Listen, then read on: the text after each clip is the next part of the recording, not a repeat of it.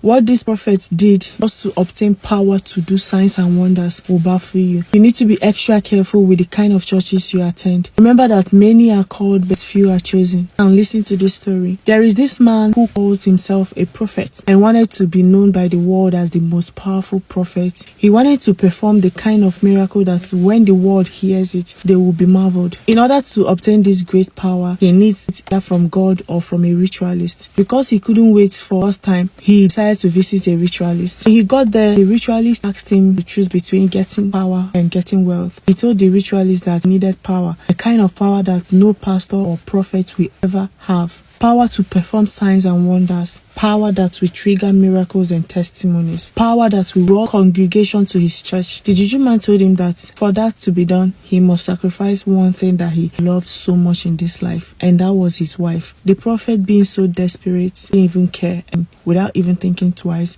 accepted to sacrifice his wife. After performing some rituals with his wife's picture and name, he was instructed by the ritualist to go home and use his wife as the foundation of the church building he was starting soon. After doing that, he would gain all the powers he wished for. This man went home, and in the middle of the night, he drugged his wife and buried her alive, built his church on top of her. Not long after building this church, he started performing miracles. People from all walks of life started trooping into his church, seeking for miracles, solutions, and deliverances. While all of this were happening, people wondered where the prophet's wife was. Each time they asked him about her, he would come up with a reasonable story and they would believe him. This his new fame didn't last. As few months into his newfound fame, something strange happened that shook the whole town. It was on a Sunday morning. The church was filled with people both in and outside as usual. As soon as the prophet climbed the altar to preach, the microphone started glitching. The next thing we heard was a voice that sounded like the prophet's wife's. It echoed.